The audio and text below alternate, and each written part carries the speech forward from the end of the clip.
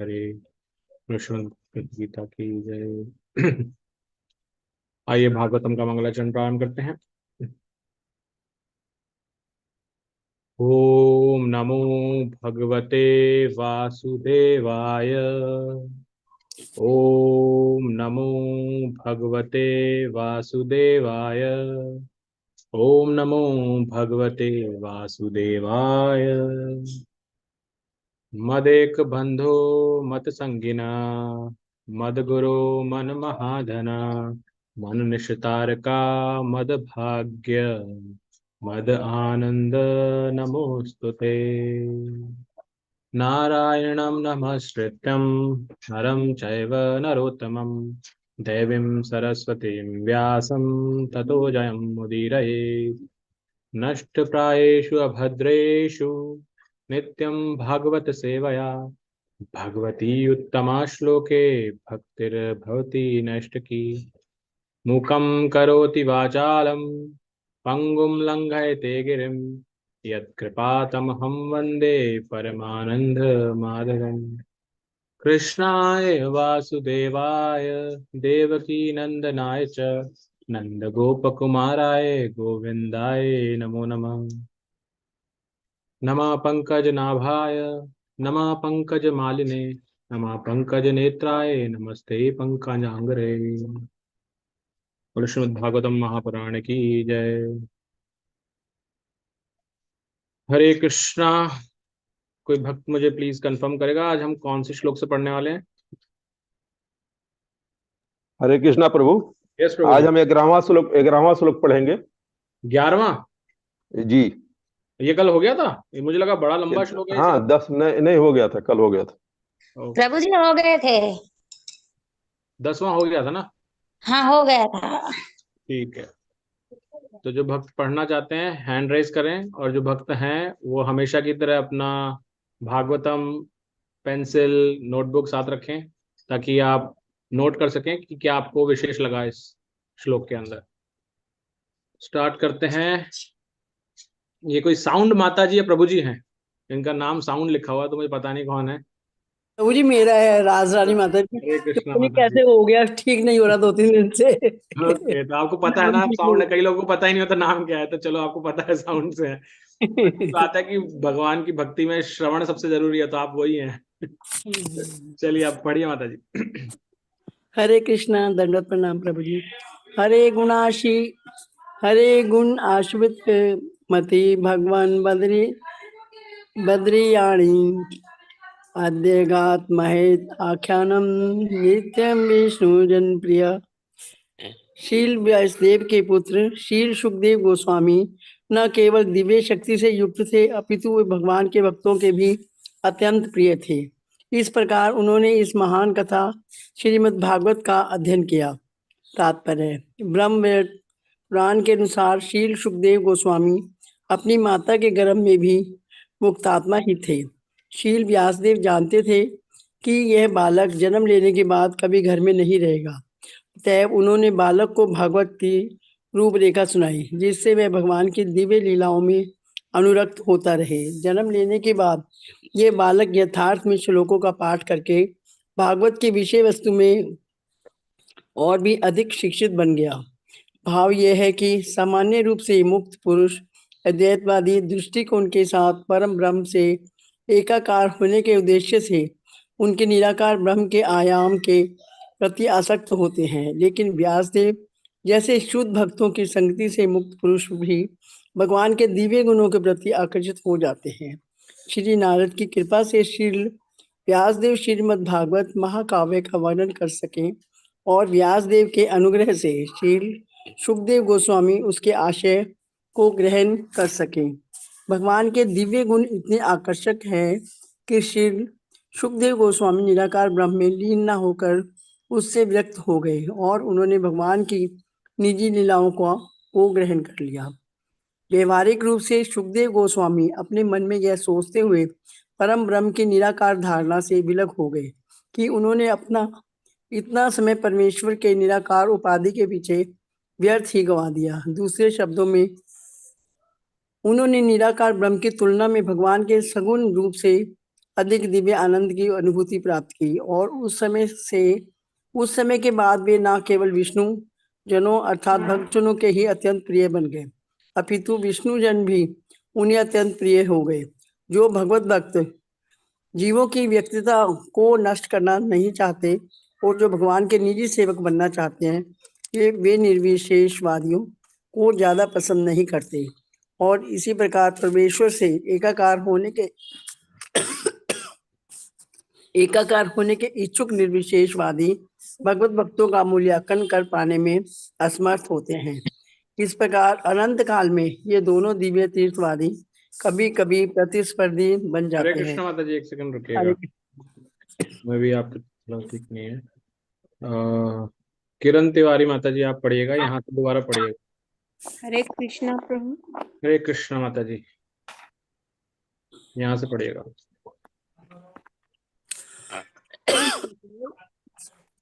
अनंत काल के ये दोनों दिव्य तीर्थयात्री कभी कभी प्रतिस्पर्धी बन जाते हैं। दूसरे शब्दों में इनमें से हर एक अपनी साकार तथा निराकार चरम अनुभूति के कारण अपने को दूसरे से पृथक रखना चाहता है।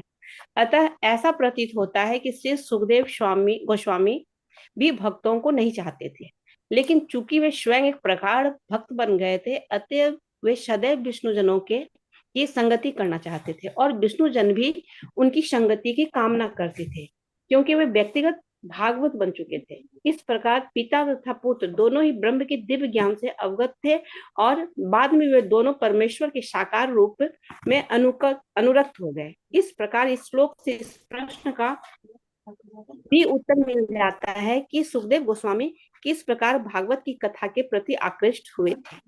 हरे कृष्ण माता जी।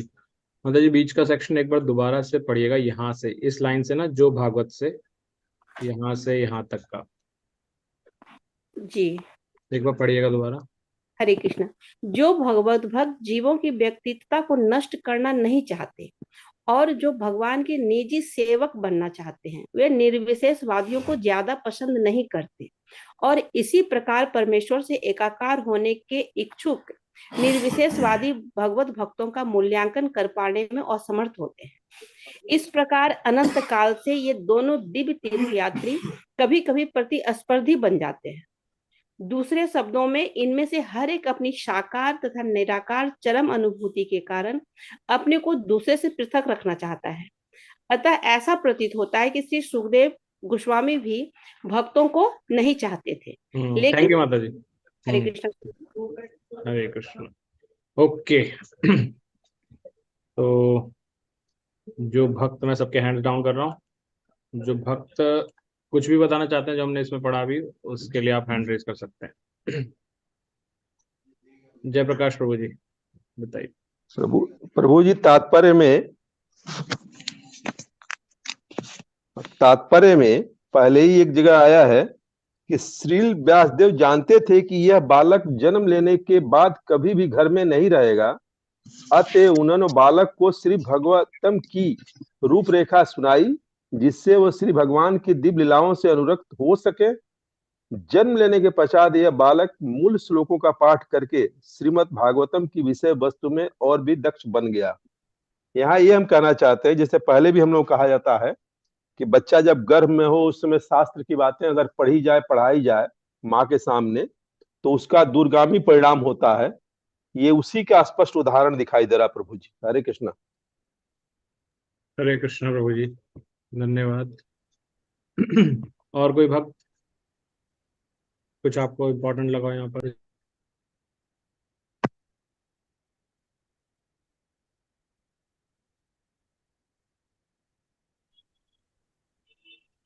हरे कृष्ण प्रभु जी। यस माता जी।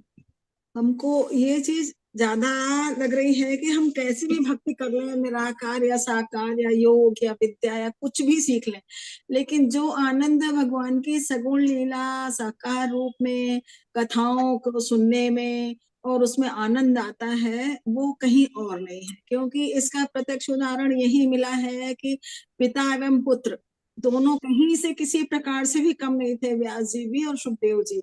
आत्म साक्षात्कार थे, पर ब्रह्म को जानते थे, सारे ज्ञान में परिपूर्ण थे, सारे वेदों में पारंगत थे, लेकिन फिर भी उन्हें जैसे कहीं असंतुष्टि हुई। फिर नारद जी के बाद कहने से उन्होंने ये जो लिखा शुरू किया, उन्हें आनंद आने लगा। और स्वयं व्यास जी, उसके बाद उनके पुत्र भी सुखदेव जी भी निराकार को छोड़ करके वो साकार में आनंद लेने लगे। और उन्हें समझ में आया कि निराकार ब्रह्म की तुलना में भगवान के सगुण रूप में अधिक दिव्य आनंद अनुभूति प्राप्त होती है। और इसीलिए वो भगवान की लीलाओं में मगन रहने से हमेशा कृष्ण भक्तों का साथ चाहते थे, कीर्तन भजन में लगे रहते थे, और इस प्रकार वो कथा के प्रति बहुत आकृष्ट हो रहे थे। और इसी को उन्होंने फिर गुणगान करके विशेष रूप से लिखा और बताया हम भक्तों के लिए। हरे कृष्ण। थैंक यू माता जी। हरे कृष्णा। हरे कृष्ण प्रभु जी। यस प्रभु जी, हरे कृष्णा। दंडवत प्रणाम। इस तात्पर्य में जैसा कि सुखदेव गोस्वामी के बारे में बताया गया, पहले वो ब्रह्म मतलब इम्पर्सनल में मतलब साकार प्रभु के भगवान के साकार रूप में विश्वास नहीं करते थे या उसकी तरफ अट्रैक्ट नहीं थे। और उसके बाद जैसे वो उसके प्रति अट्रैक्ट हो गए, और इससे मुझे एक श्लोक जो है वो याद ध्यान में आया कि श्रीमद् भागवतम का एक श्लोक है। श्रीमद् भागवतम में ना 3rd canto 29 chapter and 13 number श्लोक, जिसमें 5 तरह की मुक्तियों के बारे में बताया गया है। सा लोक्य सा रिष्ट सा मीप्य सा रूपी एकत्वमप्युत दीयमानंत ग्रहणन्ते विना मत सेवनम जनाः। मेरे पास इस वक्त इंग्लिश में है। A pure devotee does not accept any kind of liberation, salokya, sarishya, samipya, sarupya और एकत्व, even though they are offered by the supreme personality of Godhead. ये क्वालिटी है भक्त की। मैं ये कहना चाहता हूँ कि जो चेंज आए बाद में इनको सुखदेव गोस्वामी जी को, जो पहले भक्तों को पसंद, जैसा कि लिखा गया है कि भक्तों को पसंद नहीं करते थे, और फिर वो उस श्रेणी में खुद ही आ गए कि जिस चीज के लिए एक इम्पर्सनल ब्रह्म के पीछे आदमी सायुक्त होना चाहता है, उसमें मर्ज होना चाहता है, और भक्त बन के वो ही प्रभु का सेवक कहता है कि नहीं, मुझे एकत्व भी नहीं चाहिए, मुझे पृथकत्व मंजूर है, लेकिन अपने अस्तित्व को ये सोच के कि वो आप में लीन हो जाए और मैं आपकी प्रेमा भक्ति या सेवा भक्ति से विरक्त हो जाऊं, ये मुझे मंजूर नहीं है। और ऐसा ही एक श्लोक जो मुझे अभी नहीं मिला, वो 5वें कैंटो में भी एक हनुमान जी की भक्ति जो प्रभु राम के प्रति है, उसमें भी एक ऐसा ही श्लोक आया है कि वो प्रभु से कहते हैं कि मुझे किसी भी तरह की मुक्ति नहीं चाहिए, क्योंकि ऐसा करने से मेरा जो आपके प्रति सेवा का जो भक्ति है, सेवा भक्ति जो है, मुझसे ये छिन जाएगी। इस तरह से अगर मैं किसी भी तरह की मुक्ति को पसंद करूं तो मुझे मुक्ति कभी मत देना, मुझे अनन्य काल तक आपके सेवा में, आपके हर एक ऑर्डर की ओबे करने के लिए मुझे मुक्ति एक्सेप्टेड नहीं है, और मैं हमेशा सदा आपका सेवक बनना चाहता हूं। तो अगर ये बदलाव इस तरह से सुखदेव गोस्वामी जैसे प्योर डिवोटी और बिल्कुल मतलब जिनका लेश मात्र भी कुछ भी नहीं था, उनको मटेरियल लाइफ में कुछ अट्रैक्शन ही नहीं था, अगर उस तरह से मतलब जैसा ये श्लोक बताता है, वो तात्पर्य में भी अच्छी तरह से एक्सप्लेन किया गया है कि अगर इस तरह से उनको भी बाद में बदलाव आया है, तो हमारी सोसाइटी में आजकल अगर इस तरह का वेरिएशन है तो ये कोई बड़ी बात है ही नहीं। हरे कृष्णा। थैंक यू प्रभु जी। हरे कृष्णा। जैसा आप सभी ने भी समझाया, इसके अंदर मेजरली प्रभुपाद जी ने तात्पर्य में यही कवर किया है कि सुखदेव गोस्वामी स्टार्टिंग में क्या थे? सुखदेव गोस्वामी निराकार ब्रह्म के उसमें थे स्टार्टिंग में। जब उनको बोला गया ना कि जन्म से ही गर्भ में जब थे तब से ही मुक्त थे, तो ब्रह्म में लीन होने वाले मुक्ति की बात करें जो प्रभु जी ने बताया सायुज्य मुक्ति के बारे में, उस भाव में थे।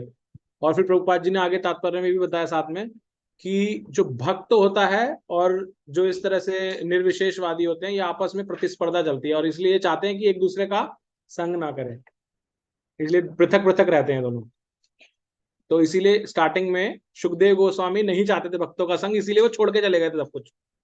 राइट, क्योंकि निर्विशेषवादी नहीं चाहता संग करना इसका एक ऑब्जेक्टिव है। जबकि भक्ति का है, जब उनको भागवत श्रवण की उन्होंने, और इसमें वो गुरु परंपरा भी बताएगी कि नारद जी ने कैसे व्यासदेव को दिया, व्यासदेव ने वही परंपरा में वही ज्ञान सुखदेव गोस्वामी को था। जब उनको वो ज्ञान मिला तो निर्विशेषवादी ब्रह्म में लीन होने की जगह वो भागवत भक्त बन गए, और जब वो बन गए तो उन्हें भक्त प्रिय लगने लगे।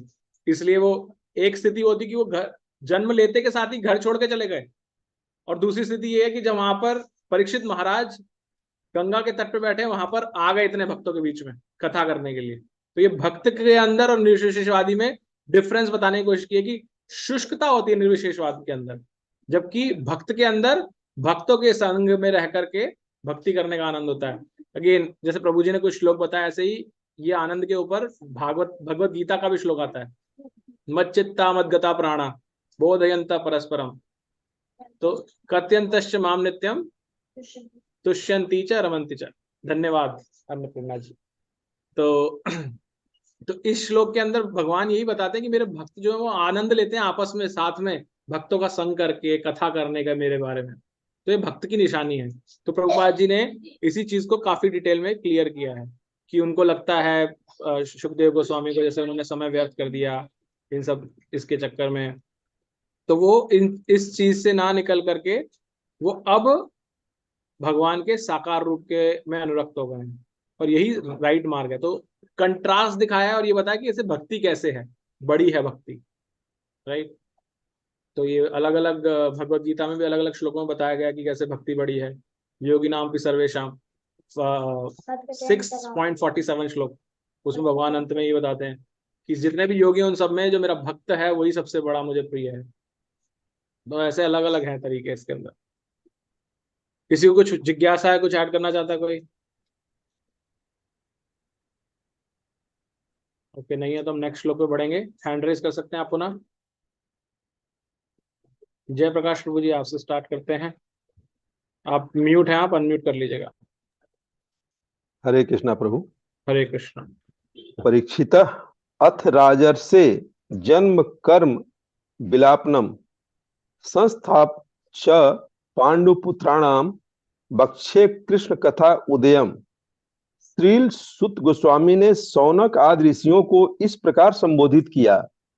अब मैं भगवान श्री कृष्ण की दिव्य कथा तथा राजर्षि परीक्षित महाराज के जन्म, कार्यकलाप तथा मोक्ष विषयक वार्ताएं एवं पांडु पुत्रों द्वारा गृहस्थाश्रम के त्याग की कथाएं कहने जा रहा हूं।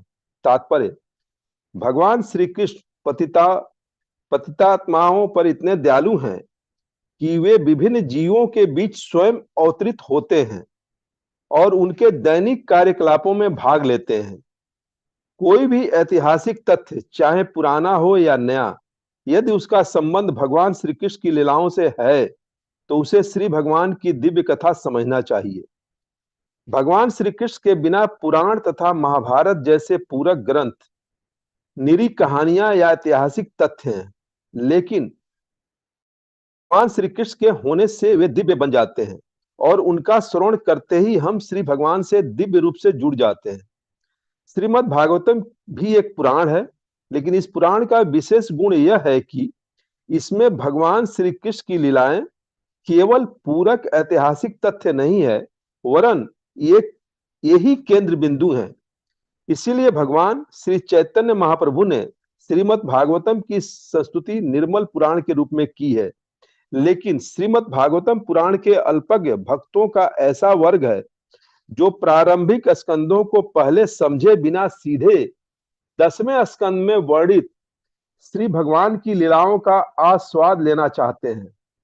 उनकी यह भ्रांत धारणा होती है कि अन्य स्कंद श्री भगवान से संबंधित नहीं है, अतएव वे अल्पज्ञतावश 10वें स्कंद को ही पढ़ने लगते हैं।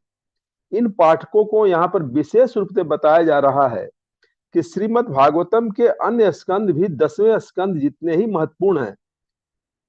किसी को भी अन्य 9 स्कंदों का तात्पर्य समझे बिना 10वें स्कंद की विषय वस्तु में प्रवेश करने का प्रयत्न नहीं करना चाहिए।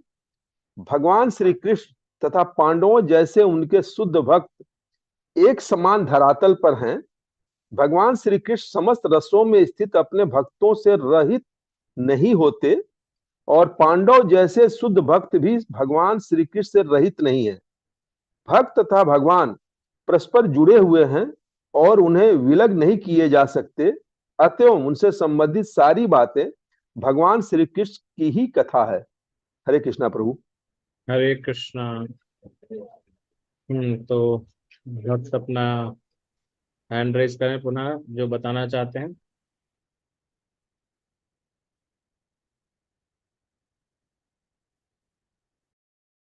क्या आपको विशेष लगा इस श्लोक के अंदर? यस माता जी, रमानंदी माता जी। म्यूट है माता जी आप। हरे कृष्णा प्रभु जी, इसमें ये लगा कि भगवान के पतित आत्मा जो भी गिरे हुए पतित आत्मा है वो परम से दयालु रहते हैं और जीवों के मध्य भी अवतरित होते हैं और कृष्ण के बिना पुराण तथा महाभारत जैसे पूरे ग्रंथ निरिका बेकार हैं, लेकिन कृष्ण के होने से वे दिव्य बन जाते हैं और उनका श्रवण करते ही हम भगवान से दिव्य रूप में जुड़ जाते हैं। यस, ये ऐसे ही है जैसे कि एक साधारण जल, राइट? आप साधारण जल लेते हैं, कितना फिल्टर ले लें, लेकिन उसको पवित्र नहीं बोलेंगे। लेकिन जैसे ही उस जल के अंदर आप क्या डालेंगे, एक बूंद गंगा जल डाल दिया, अब क्या बोलेंगे उसको? गंगा जल। गंगा जल बन गया, पवित्र हो गया, शुद्ध हो गया, है ना? तो ये गंगा जल की एक विशेषता है। तो ऐसे ही प्रभुपाद जी तात्पर्य में समझा रहे हैं कि इतनी असंख्य कथाओं में अगर भगवान कृष्ण का कुछ भी भाग आ गया उसमें, तो वो मेरी कथाओं से बढ़ करके दिव्य कथा बन जाती है, दिव्य लीला बन जाती है भगवान की। ये उसकी विशेषता, भगवान की विशेषता है। और भागवत तो उनमें और विशेष है, क्योंकि भागवत में तो पूर्णतः भगवान ही केंद्र बिंदु है। और अंत में प्रभुपाद जी बताते हैं कि भगवान के भक्त और भगवान को पृथक नहीं किया सकता, क्योंकि भगवान के भक्त हमेशा भगवान की चर्चा करेंगे। जैसा मैंने बताया ना, मदगता मत चित्ता मदगता प्राणा, तो उसमें भगवान की कथा करते हैं। तो इसीलिए ये सोचना, जो ये शास्त्रों को पढ़ता नहीं है वो भागवत सुनेगा, भागवत देखेगा, भागवत खोलेगा, क्या कहेगा? अरे मुझे कृष्ण भगवान के बारे में जानना है। अच्छा, देखे कहाँ पे कृष्ण भगवान की कथा? अच्छा, दशम स्कंद के अंदर भगवान की कथा, वहीं जन्म होता है भगवान का, तो इसका मतलब वही पढ़ना चाहिए। मतलब कृष्ण भक्त हूं, मेरे को वही पढ़ना है। तो प्रभुपाद जी इस श्लोक के तात्पर्य में हमें ध्यान रखना चाहिए कि 12 नंबर श्लोक जो है 7वें अध्याय का प्रथम स्कंद का, उसमें भगवान प्रभुपाद जी ने बहुत क्लियरली समझाया है, किसी को भी डायरेक्टली 10वें स्कंद में जंप नहीं करना चाहिए। क्यों नहीं करना चाहिए? कि भगवान के प्रथम स्कंद से ही भगवान की लीलाएं शुरू हो जाती हैं, अलग अलग कथाएं आती हैं, भगवान के भक्तों के साथ भगवान कैसे आदान प्रदान कर रहे हैं, वहीं से शुरू हो जाता है, राइट? और विशेष तौर पे जो ये श्लोक है, ये हम अभी 7वें अध्याय पे हैं। इस स्कंद में कितने अध्याय हैं, कोई बताएगा? 12। कितने अध्याय हैं इस स्कंद में? प्रथम स्कंद में कितने अध्याय हैं? 19 होंगे प्रभु जी। 19। 19, यस। 19। भगवान के चरणों में चिन्ह कितने हैं? 19। यस, 19 है ना? 19। भगवान के चरणों में 19 चिन्ह हैं और 19 ही अध्याय हैं। याद है ना सबको? तो हाँ जी। 19। ये जो अभी हम 7वें अध्याय पे ही हैं, तो ये प्रश्न, ये 12वां जो श्लोक है, ये 7वें अध्याय से अब 19वें अध्याय तक की पूरी रूपरेखा रच रहा है यहाँ पर। क्योंकि यहाँ पर सुखदेव गोस्वामी कह रहे हैं, अब मैं आपको जो आगे बताने जा रहे हैं बाकी के 12 अध्यायों में, उसके लिए उन्होंने यहाँ पे बीज रख दिया कि अब मैं आपको ये सब बताने जा रहा हूँ। तो ये यहाँ हरे पर कृष्ण प्रभु, हरे कृष्ण प्रभु। प्रभु जी 6ठे अध्याय पे हैं अभी। नहीं 7वें पे है 7वां। माता जी। प्रभु जी 7वां। एक 2 नक्षत्र को दंड देना प्रभु जी। 6ठा अध्याय तो अध्याय 6ठा अध्याय बताया है। माता जी आप 7वां अध्याय माता जी। 7 है। एक सेकंड माता जी, आप 7वां अध्याय 7वां प्रभु है जी। माता जी, 7वां अध्याय है। देखिए टाइटल देखिए, 7वां अध्याय माता जी। चैप्टर 7, द्रोण पुत्र को दंड। तो प्रभु जी मैंने थोड़ा गलत लिख लिया होगा। Thank you Prabhu ji. Correct, चलो कोई नहीं, आप हरे एटलीस्ट ध्यान दे रहे हैं। हरे कृष्ण प्रभु जी। यस प्रभु जी, हरे कृष्णा। मुझे ध्यान आया जैसे आपने ये प्रश्न किया कि पहले कंटो में कितने चैप्टर हैं, हाँ जी। तो मुझे ये ध्यान आया जो थोड़ा सा यहाँ पे शेयर करना चाहता हूँ, है इसी से संबंधित, इसी तात्पर्य से संबंधित है कि 10वां स्कंद क्यों पहले नहीं पढ़ना चाहिए। एक्चुअली जब हम श्रीमद् भागवतम के 12 स्कंद को भगवान के जो उनका साकार रूप है उनके अंगों के साथ इसको जोड़ते हैं, तो हम शायद पहले और दूसरे स्कंद को तलवे और जांघों को कहते हैं, फिर कटी प्रदेश हो गया, वक्षस्थल हो गया, बाजू हो गए, फिर नेक पे आता है 9th एंड 10th आता है मुखड़े पे। तो कहते हैं कि जब मंदिर जाना होता है तो अर्च विग्रह के सामने जब भगवान के दर्शन करने होते हैं तो शुरू करना चाहिए पैरों से, जबकि हम सीधे भगवान के चेहरे को देखते हैं। तो तरीका तो यही है कि पहले हम उनके पैरों की पे अपनी दृष्टि डालें, फिर धीरे धीरे इस दृष्टि को ऊपर लेते हुए उनके मुखारबिंद पे आ जाए। एग्जैक्टली ये श्रीमद् भागवतम को स्टडी करने के ऊपर भी यही फॉर्मूला है कि हम फर्स्ट से लेके 12th तक पढ़ें सीरियल वाइज। हरे कृष्ण प्रभु जी। हरे कृष्ण प्रभु जी, बिल्कुल सही बताया आपने। बिल्कुल सही है। ओके, किसी को और कुछ ऐड करना है या जिज्ञासा किसी की? हरे कृष्ण प्रभु जी। यस जैसा माता अभी जी। प्रभु जी ने बताया वैसे ही ये है कि हम जब स्नान करते हैं तो पहले हम अपने चरण धोने चाहिए, उसके बाद धीरे धीरे ऊपर करते हुए लास्ट में सर को धोना चाहिए। वो भी नियम इसी में लागू होता है या क्या? नहीं माता जी, मैंने ऐसे शास्त्र में कहीं पे पढ़ा नहीं कि इसको आप भागवतम के साथ कनेक्ट कर सकते हैं। हाँ, क्योंकि भागवतम को हमने भगवान के साथ तो कनेक्ट कर सकते हैं, ये तो बताया गया है नहीं नहीं, शास्त्र में। वहां पर माता जी ऐसा नहीं है, वहां पे हमको पहले पानी अपने सर पे देना है। नहीं, हमने तो पढ़ा है प्रभु जी, ऐसे हम मतलब प्रमाणिक नहीं कह सकते, कहीं पढ़ा है कि पहले अपने पैरों में पानी डालना चाहिए, बाद में धीरे धीरे ऊपर सर में डालना चाहिए लास्ट। चलिए ठीक। नो वैसे नॉलेज प्रभु माता जी इसकी, बिल्कुल नॉलेज। हरे यहाँ कृष्ण एक प्रभु जी, कहा वो है, तो डॉक्टर्स कहते हैं कि पहले पैरों में डालना चाहिए, बाद में सिर में न्यूरोलॉजी प्रॉब्लम हो जाती है। ठीक है। यस। हरे कृष्णा प्रभु जी, हाँ यहाँ प्रभु। पे एक बात आई है। हाँ प्रभु जी। लास्ट लाइन जो है, हम्म। भक्त तथा भगवान परस्पर जुड़े हुए हैं, उन्हें विलग नहीं किए जा सकते, अतएव उनसे संबंधित सारी बातें भगवान कृष्ण की ही कथा है। यस, बिल्कुल सही। हरे कृष्णा। हरे कृष्ण। ओके, तो आइए आगे बढ़ते हैं। अब हम जो भक्त पढ़ना चाहते हैं हैंड रेज करें। अब एक्चुअल में स्टोरी फॉर्म स्टार्ट हो रही है। अब अगले श्लोक से कथा शुरू हो जाएगी। द्रोणपुत्र को जो दंड है, अश्वत्थामा की जो कथा है वो स्टार्ट होगी। तो अब हम थोड़ा सा स्पीड से पढ़ेंगे।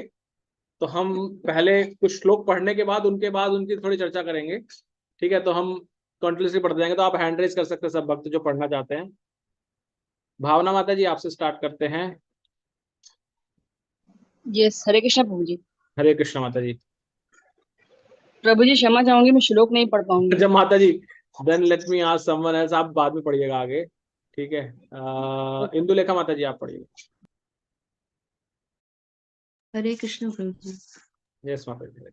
यदा मृधे कौरसंज्ञायान् वीरे स्वथो वीरगतिं गतेषु ब्रकोदरा विद्ध गदा विमर्श भग्नोरुदण्डे रथराष्ट्रपुत्रे भर्तु प्रियं द्रोणीरिति स्म पश्यन् कृष्णाश्रुतानां स्वपतां शिरांसि उपाहर द्विप्रियमेव तस्य जुगुप्सितं कर्म विगर्हयन्ति।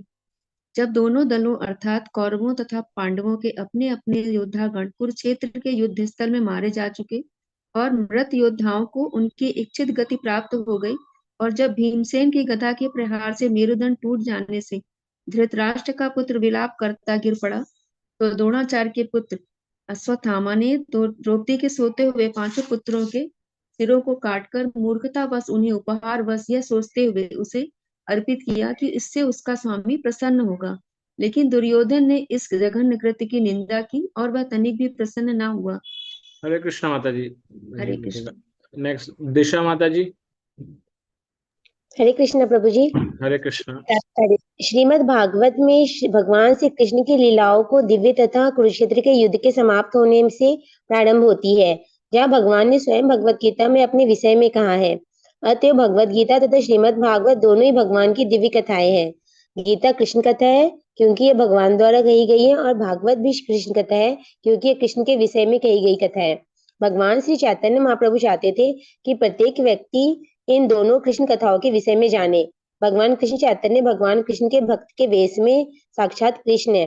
अतः भगवान कृष्ण तथा कृष्ण चैतन्य महाप्रभु दोनों में मंतव्य समान है।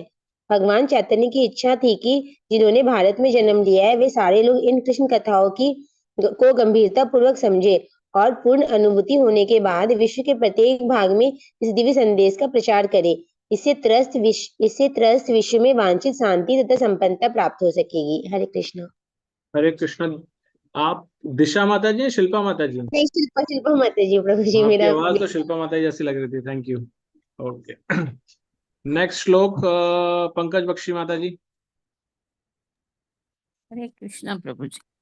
माता शिशु नाम निधनम सुता नाम निशम्य घोरम परितप्त माना तदा रुदा दश कला कुलाक्षी त्वाम सांत्वन नाम किरीट माली।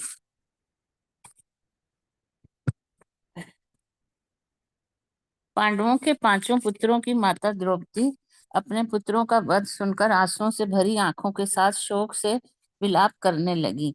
इस घोर क्षति से में ढांढस बंधाते हुए अर्जुन उनसे इस प्रकार बोला। हरे तदा कृष्ण।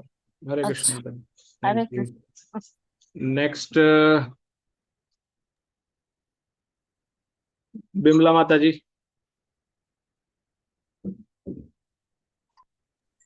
हरे कृष्णा प्रभु जी। हरे कृष्ण। तदा शोचते प्रमुजानि ब्रदे यदुहा बंधो सिर आत्यन्य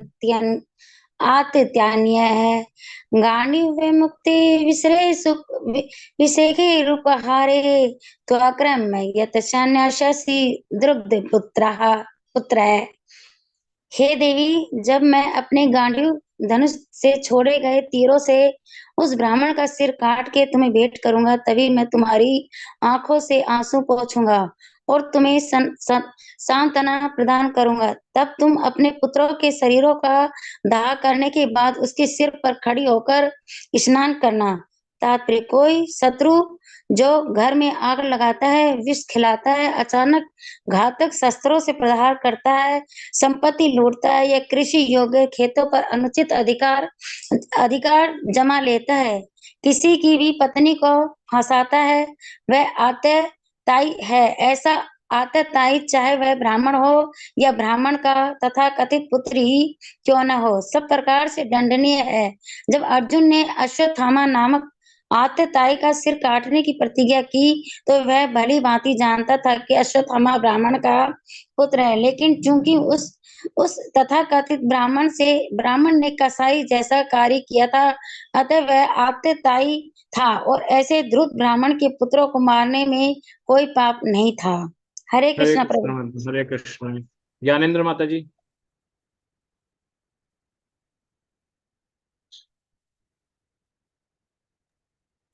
श्लोक नंबर 17।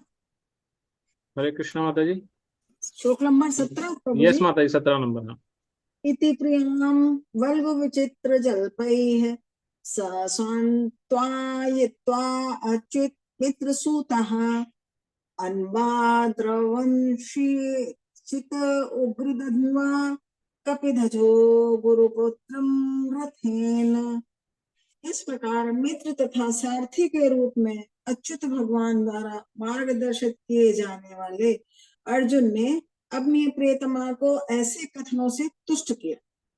तब उसने अपना कवच धारण किया और भयानक अस्त्र शस्त्रों से लैस होकर के वह अपने रथ पर चढ़कर अपने गुरु पुत्र अश्वत्थामा का पीछा करने के लिए निकल पड़ा। हरे कृष्ण माता जी। कुसुम कालिया माता जी, आप पढ़िएगा नेक्स्ट। हरे कृष्ण प्रभु जी। हरे कृष्ण प्रभु जी। हरे कृष्ण माता जी, यहाँ पढ़िए। तम आपतंतम स विलक्ष्य दूरात कुमार उद्विग्न मना रथेन परद्रवत प्राण परिप्सु उर्वयाम यावत गमम रुद्र भयात यथा। क राजकुमारों का हथियारा अश्वत्थामा अर्जुन को दूर से ही अपनी और तेजी से आते हुए देखकर अपने रथ पर सवार होकर डर के मारे अपनी जान बचाने हेतु उसी प्रकार भाग निकला जिस प्रकार शिव के भय से ब्रह्मा भागे थे। तात्पर्य, पुराणों की पाठ्य सामग्री के अनुसार क या अर्क के दो संदर्भ मिलते हैं। क का अर्थ ब्रह्मा है, जो एक बार अपनी पुत्री से मोहित होने पर उसका पीछा करने लगे। जिससे शिव कुपित हो गए और उन्होंने ब्रह्मा पर अपने त्रिशूल से आक्रमण कर दिया। ब्रह्मा अपने प्राणों के भय से भाग गए। जहां तक अर्क का संबंध है, वामन पुराण में एक प्रसंग मिलता है। विधुनमाली नाम का एक असुर था, जिसे एक चमचमाता सुनहरा विमान भेंट में मिला था। उस रथ के सूर्य के पीछे जाने से उसके प्रकाश में रात्रि भाग जाती थी। इसके कारण सूर्यदेव क्रुद्ध हो गए और उन्होंने अपनी प्रखर किरणों से विमान को पिघला डाला। इससे शिव कुपित हो गए और उन्होंने सूर्यदेव पर आक्रमण कर दिया। सूर्यदेव भाग गए और अंत में काशी में गिर पड़े। ये स्थान लोलार के नाम से प्रसिद्ध हुआ। हरे कृष्णा प्रभु जी। हरे कृष्ण माता जी। नेक्स्ट हेमलता माता जी। हरे कृष्णा प्रभु जी। हरे कृष्ण माता जी। बहुत बैंड की आवाज आ रही है माता जी, आवाज धीरे आ रही है आपकी। यदा शरणात्मा न मैश्रत श्रान्तवाजिन्म अस्त्रम ब्रह्म शिरो मेने आत्मत्राणम द्विजात्मजः। जब ब्राह्मण के पुत्र अश्वत्थामा ने देखा कि उसके घोड़े थक गए हैं, तो उसने सोचा कि अब उसके पास अंतिम अस्त्र ब्रह्मास्त्र का प्रयोग करने के अतिरिक्त अन्य कोई विकल्प नहीं रह गया। अंततः जब कोई विकल्प नहीं रह जाता, तभी ब्रह्मास्त्र नामक परमाणु हथियार का प्रयोग किया जाता है। यहाँ पर द्विजात्मजः शब्द महत्वपूर्ण है, क्योंकि अश्वत्थामा द्रोणाचार्य का पुत्र होते हुए भी सुयोग ब्राह्मण न था। सर्वाधिक बुद्धिमान व्यक्ति ब्राह्मण कहलाता है और यह कोई वंशानुगत उपाधि नहीं है। अश्वत्थामा पहले भी ब्रह्म बंधु कहलाता था। ब्राह्मण का मित्र होने का यह अर्थ नहीं है कि वह योग्यता में भी ब्राह्मण हो। ब्राह्मण का मित्र या पुत्र पूर्ण रूप से योग्य होने पर ही ब्राह्मण कहला सकता है, अन्यथा नहीं। क्योंकि अश्वत्थामा का निर्णय अपौढ़ता भरा है, अतएव उसे यहाँ जानबूझकर ब्राह्मण का पुत्र कहा गया है। हरे कृष्ण माता जी। हरे कृष्ण। भावना माता जी, आप पढ़ेंगे अभी?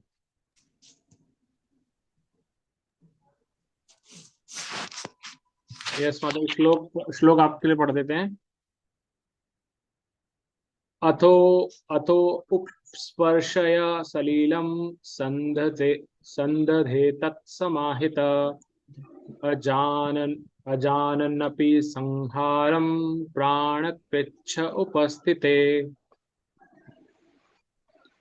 चूंकि उसके प्राण संकट में थे, अतः उसने अपने को पवित्र करने के लिए जल का स्पर्श किया और ब्रह्मास्त्र चलाने के लिए मंत्रोच्चार में अपना ध्यान एकाग्र किया। यद्यपि उसे इस अस्त्र को वापस लाने की विधि ज्ञात न थी। तात्पर्य: भौतिक कार्यकलापों के सूक्ष्म रूप भौतिक कार्य पद्धति को स्थूलतर विधियों से अधिक सूक्ष्म होते हैं। इस तरह के भौतिक कार्यकलापों के ऐसे सूक्ष्म रूप ध्वनि की शुद्धि द्वारा प्राप्त किए जाते हैं। यहाँ पर ब्रह्मास्त्र को मंत्रोच्चार द्वारा क्रियाशील करने के लिए इसी विधि को अपनाया गया है। हरे कृष्ण माता जी। जयप्रकाश प्रभु जी।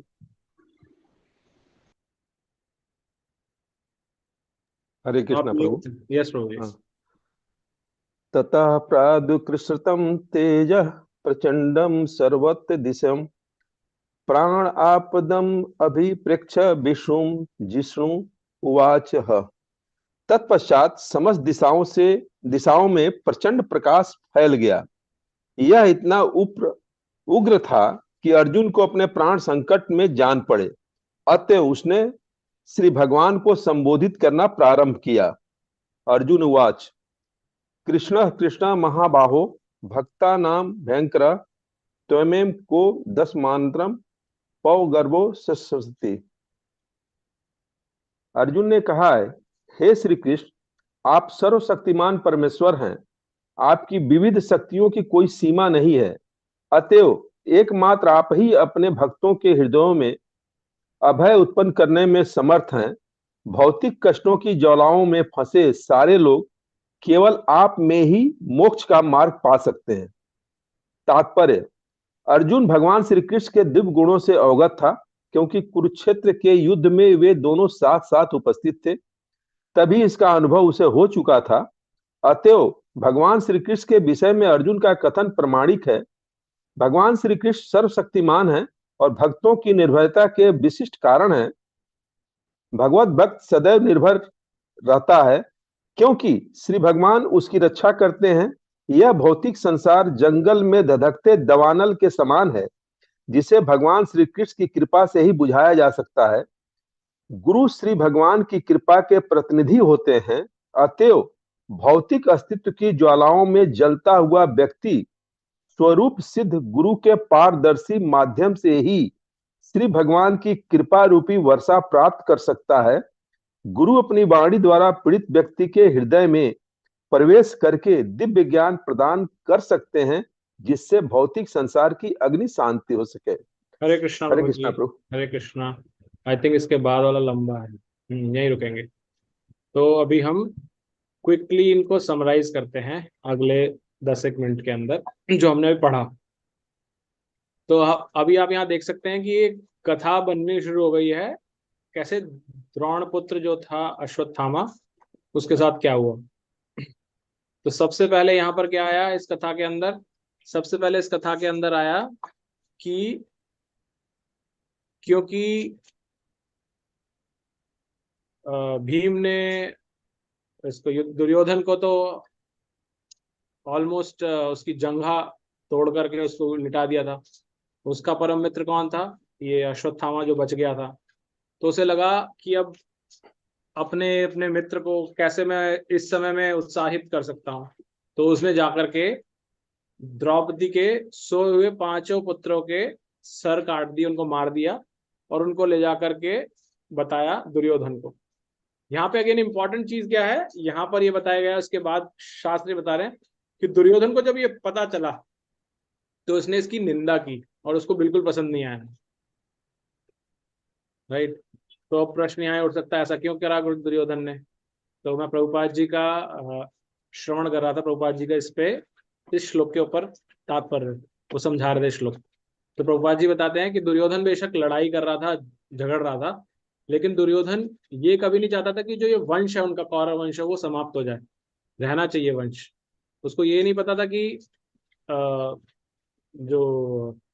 वो ये चाहता था कि पांडवों के जो पुत्र हैं आगे वो रहें, वंशज रहें, एटलीस्ट उसके नहीं रहे तो वो रहें। लेकिन जब उसको ये पता चला कि ऐसे वो भी रात्रि काल के अंदर ऐसे सोते हुए को मारा, तो उसको ये गलत लगा, इसलिए उसने इसकी निंदा करी पुत्रों की भी। तो और इसके अंदर क्या बताया साथ में तात्पर्य प्रभुपाद जी हमें बताते हैं कि भगवत गीता और भागवतम पर हम वैष्णव इस्कॉन में जो हैं वो क्यों इतना फोकस करते हैं। जहां देखो भगवत गीता भागवतम, यही दो इनके नाम होते हैं। तो प्रभुपाद जी तात्पर्य बताते हैं कि दोनों भगवान की दिव्य कथाएं। कैसे?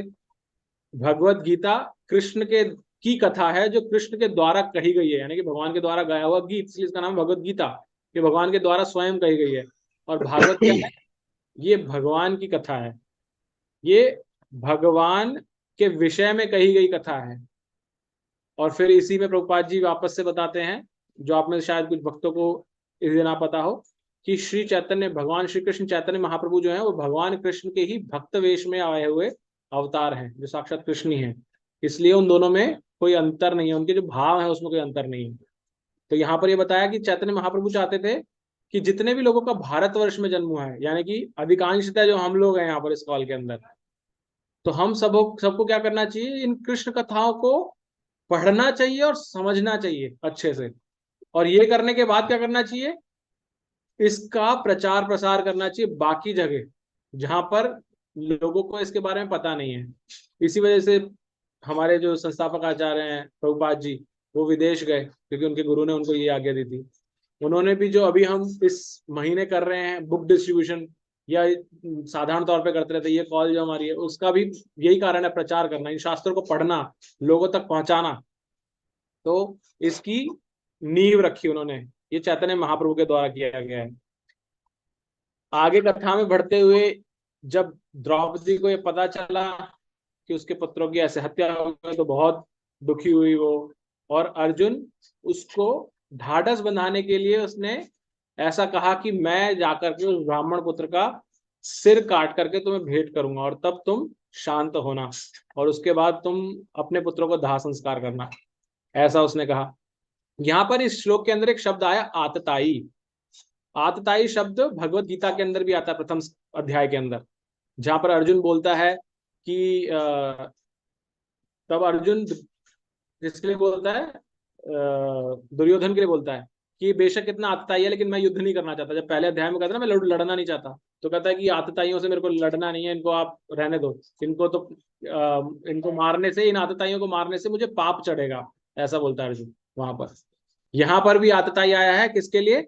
उसी दुर्योधन के मित्र के लिए यहाँ पर आया है। तो प्रभुपाद जी बताते हैं, शास्त्र बताते हैं आतताई किसे कहते हैं। 6 तरह के लोग हैं, आपको नोट करना है, नोट कीजिए ना अंडरलाइन कीजिए इसको। 6 तरह के लोगों को आतताई बोला गया है। कौन कौन से? पहला, जो शत्रु किसी के घर में आग लगाता है, राइट। दूसरा क्या है? जो विष देता है, किसी को विष खिलाता है। फिर क्या है? तीसरा, अचानक घातक शस्त्रों से प्रहार करता है। चौथा क्या है? कि किसी सामने वाले की संपत्ति को लूटता है या कृषि योग्य खेतों पर अनुचित अधिकार जमा लेता है। पांचवा है, और लास्ट है, किसी की पत्नी को फांसता है। जो भी ये 6 कार्य में से कोई भी एक करता है, सारे नहीं, 6 में से कोई भी एक करता है, तो वो आतताई की डेफिनेशन में आता है। और आतताई के लिए शास्त्र बताते हैं, आतताई कोई भी व्यक्ति हो, चाहे वो ब्राह्मण हो या उसका पुत्र हो, वो सबको दंड मिलना चाहिए। प्रभुपाद जी भगवत गीता में तो बोलते हैं मृत्यु भी मिल जानी चाहिए, उसके लिए कोई पाप नहीं चढ़ता। अगर आप एक बार वापस रिपीट करेंगे? यस माता जी। 6 तरह के हैं। पहला है शत्रु के घर में, मतलब ऐसा व्यक्ति जो दूसरे के घर में आग लगाता है, दूसरों को विष खिलाता है, या अचानक शस्त्रों से प्रहार करता है, घातक शस्त्रों से, या फिर संपत्ति लूटता है, या फिर कृषि योग्य किसी की जमीन पर अधिकार जमा लेता है, और लास्ट है किसी और की पत्नी को फंसाता है। ये 6 में से कोई सा भी एक आतताई की परिभाषा में आता है, और आतताइयों को एज पर शास्त्र दंड दिया जा सकता है। उनको दंडित करने से पाप कुछ कर्म नहीं लगता, ऐसा बताया गया है। और अगर आप इन सभी 6 के 6 को देखेंगे तो दुर्योधन ने ये 6 के 6 पांडवों के साथ किए हैं। उनको आग लगाई थी लाक्षागृह के अंदर, जब भीम छोटा था तो विष दिया था, उनपे हथियारों से, अचानक से घातक हथियारों से प्रहार किया, उनकी संपत्ति लूट ली जब वो युद्ध हुआ। उसके बाद जब उनकी जमीन मांगने आए तो कहा कि एक सुई की नोक के बराबर जमीन भी नहीं दूंगा, सब पे कब्जा कर लिया। और युद्ध क्रीड़ा के अंदर ही द्रौपदी का वस्त्रण किया, उनकी पत्नी का को फांसने की कोशिश की गलत तरीके से। तो ये सारे के सारे दुर्योधन था। तो भगवान भगवत गीता में भी यही बोलते हैं कि ये आतताई है, इससे कुछ नहीं होगा, आतताई को मारने दो। यहाँ पर भी यही कहा जा रहा है। तो अर्जुन ने वहां सीखा भगवान से, अब वो स्वयं द्रौपदी को कह रहा है कि आतताई है, ये उन्हीं उसी कैटेगरी में आता है, राइट। तो इसलिए इसको दंड से कुछ नहीं होगा। दूसरी चीज यहाँ पर आती है, सॉरी श्लोक में नहीं आगे आएगी वो। फिर वो भगवान के साथ, भगवान की सारथी उनके रथ के, भगवान के साथ वो आगे बढ़ जाता है, और वहां पर देखते हैं कि उसको आता देख करके अश्वत्थामा भागने लगता है। और भागने जब लगता है तो उसको बताया गया यहाँ पर कि जैसे भाग रहा है, कैसे? जैसे शिव जी के भय से ब्रह्मा जी भाग रहे थे। तो यहाँ पर प्रभुपाद जी तात्पर्य के अंदर 2 कथाएं बताते हैं, यहाँ पर शॉर्ट में बताई गई है कथाएं, तो हम उतने लेवल पे रखेंगे इसको, बहुत ज्यादा गहराई में नहीं जाएंगे। लेकिन यहाँ क्या बताई गई है? एक बार बताया, ब्रह्मा जी जब अपनी पुत्री के प्रति मोहित हो गए थे और उसके पीछे भाग रहे थे, तो शिव जी को गुस्सा आ जाता है, तो अपने त्रिशूल से ब्रह्मा जी की ओर भागते हैं। जब ऐसा देखते तो ब्रह्मा जी अपने प्राणों की रक्षा के लिए वो आगे आगे भागते हैं। दूसरी, तो ये तो थी ब्रह्मा जी, तो क रिप्रेजेंट करता है ब्रह्मा जी को, दूसरा अर्क करता है सूर्य को। तो उसके लिए क्या है? वहां पे बताया गया, वामन पुराण में एक आया है कि एक विद्युन्माली नाम का एक राक्षस था, उसके पास एक बहुत चमचमाता हुआ वायुयान था। जब वो सूर्य के पीछे चल रहा था, सूर्य की किरणों का प्रकाश क्या हो रहा था, वो ढक रहा था कुछ, तो सूर्यदेव क्या हो गए? क्रोधित हो गए, तो उन्होंने उस वायुयान को पिघला दिया। ऐसा देख करके शिव जी को गुस्सा आ गया, शिव जी सूर्यदेव के पीछे पड़ गए। जब पढ़े तो सूर्यदेव भागने लगे और फिर भाग करके कहाँ आ गए, काशी के अंदर, वाराणसी में जाके गिर गए। और वहां पर आज की तारीख में भी एक स्थान है, मैं गया नहीं हूँ, लेकिन इस शास्त्र में बताया गया लोलार्क करके प्रसिद्ध स्थान है। तो अगर आप कभी जाएं तो इस स्थान को ढूंढने की कोशिश करें तो आपको कथा मिल जाएगी ये, कि ये यहाँ पर प्रभुपाद जी ने बताई है इसकी कथा। ये एक्चुअल में वामन पुराण की कथा है, यहाँ पर प्रभुपाद जी बताते भी हैं। ठीक है, तो उसके बाद आगे बढ़ते हुए हम देखते हैं कि जब वो, अब लगता है अश्वत्थामा को मेरे पास कोई रास्ता ही नहीं बचा, तो फिर वो ब्रह्मास्त्र का प्रयोग करने का सोचता है। प्रभुपाद जी बताते हैं कि ब्रह्मास्त्र बिल्कुल अंतिम शस्त्र होना चाहिए जब कुछ नहीं बचा। और साथ में बताते हैं कि अश्वत्थामा के लिए एक शब्द का प्रयोग हुआ है, द्विजात्मा, द्विज आत्मज। द्विज आत्मजा का अर्थ क्या है, जो द्विज से उत्पन्न हुआ। द्विज किसे बोलते हैं, द्विज का मतलब होता है जिसका दूसरा जन्म हुआ है। हम सबका एक जन्म तो हम सभी जानते हैं, दूसरा जन्म क्या होता है, कोई बताएगा? दूसरा जन्म क्या होता है?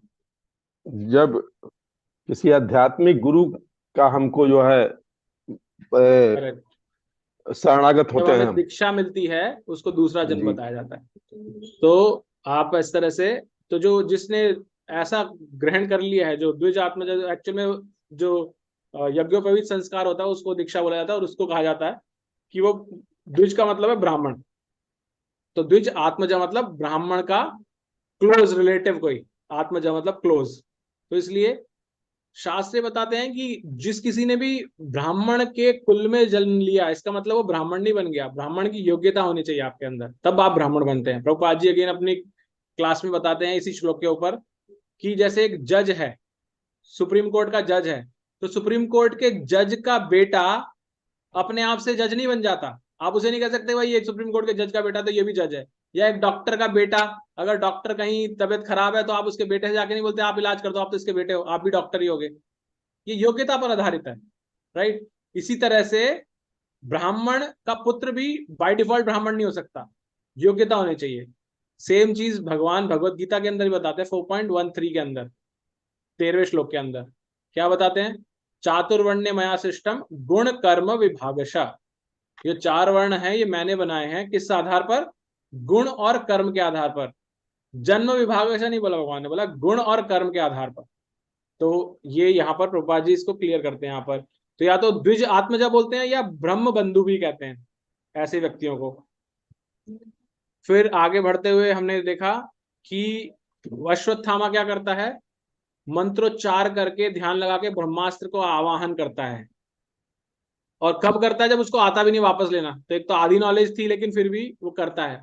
तो यहाँ प्रभुपाद जी अगेन बताते हैं कि जो हमारी दिव्य वैदिक शक्तियां हैं ये मंत्रोच्चारण से एक्टिवेट हो जाती हैं। तो ये ब्रह्मास्त्र सिर्फ मंत्रोच्चारण से प्रकट होता है। तो अगेन प्रभुपाद जी की क्लास सुन रहा था मैं, उसमें बता रहे प्रभुपाद जी कि जो ब्रह्मास्त्र जैसा इतना घातक शस्त्र है वो भी सिर्फ मंत्रोच्चार से आगे आ जाता है। तो हमारी साइंस आज तक भी उस लेवल पे नहीं आई है।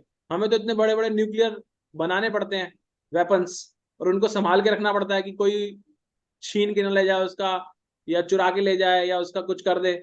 लेकिन पहले हमारी साइंस कितनी विकसित थी, सिर्फ मंत्रोच्चार से वो प्रकट हो जाते थे। और दूसरा प्रभुपाद जी बताते हैं कि जो मंत्र है उसमें इतनी पावर है, तो जो ये ध्वनि मंत्र है हमारा हरे कृष्ण महामंत्र है, इसमें देखिए कितनी पावर होगी, इसमें उससे भी ज्यादा पावर है। तो इसलिए जब हम हरि नाम जप करते हैं तो वो भी अवश्य ही हमारे सभी कल्मशों को दूर करता है। तो ये प्रभुपाद जी हमें बताते हैं। आगे बढ़ते हुए हम देखते हैं कि जब वो अस्त्र चला देता है, कौन, अश्वत्थामा, तो अर्जुन बहुत ही घबरा जाते हैं।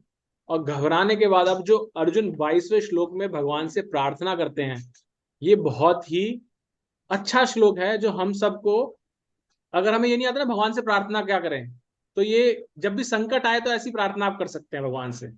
क्या प्रार्थना कर रहा है अर्जुन, कृष्ण कृष्ण महाबाहो भक्तानाम अभयंकर त्वमेव त्वमेव को दह्यमानानाम अपवर्ग असी संस्कृते। क्या बोल रहे हो, वो कह रहा है हे कृष्ण आप सर्वशक्तिमान हैं।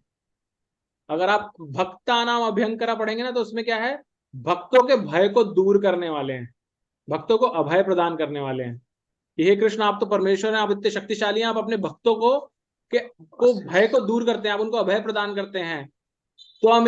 त्वमेको दह्यमानानाम अपवर्गसि संस्कृते, आपके हृदय में अभय प्रदान करते हैं और भौतिक कष्टों की ज्वाला में फंसे सारे लोगों को केवल आप में ही मोक्ष का मार्ग मिलता है। अपवर्ग मतलब मोक्ष का मार्ग, तो आपको मिलता है आपके द्वारा ही। तो ये अगेन अच्छी प्रेयर है। अगर आपको कुछ प्रेयर याद करनी हो भगवान के प्रति तो इस प्रार्थना को याद कर सकते हैं जब भी कोई संकट काल हो आपके पास में, राइट। और इसमें प्रभुपाद जी क्या बताते हैं कि अर्जुन, ये स्थिति कब आई है, अश्वत्थामा कब मारा और अश्वत्थामा ने कब उसके पीछे भागे, जब उसने 5 पुत्रों को मारा, 5 पुत्रों को कब मांगा।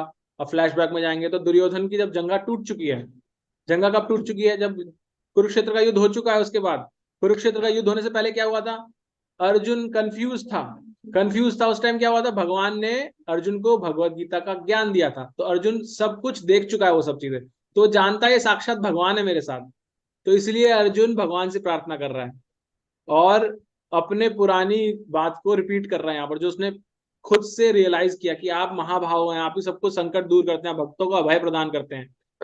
तो प्रभुपाद जी बताते हैं कि जितने भी भगवान के भक्त हैं वो सब निर्भय रहते हैं। क्यों रहते हैं, क्योंकि भगवान सबकी रक्षा करते हैं, राइट।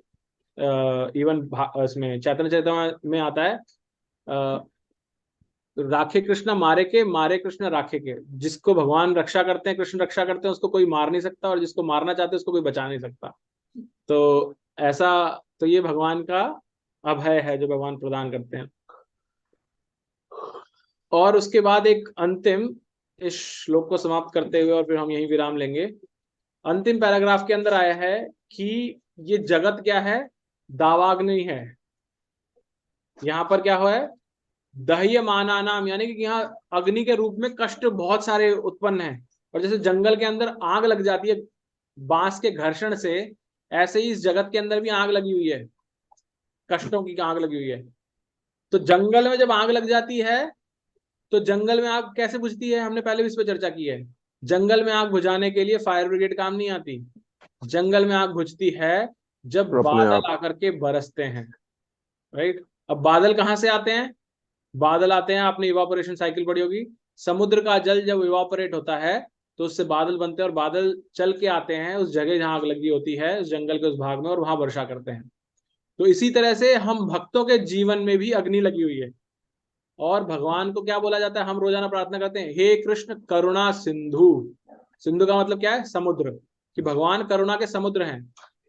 तो हम क्या हैं, हम, हमारे जीवन में आग लगी हुई है, संसार दावा दावा, जो संसार में अग्नि लगी हुई है, आग लगी हुई है। भगवान करुणा के समुद्र हैं, लेकिन समुद्र का पानी कैसे आएगा यहाँ पर, बादल जब बनेगा वो समुद्र की करुणा से, वो करुणा रूपी बादल हमारे पास आएगा और वो बरसेगा हमारे ऊपर।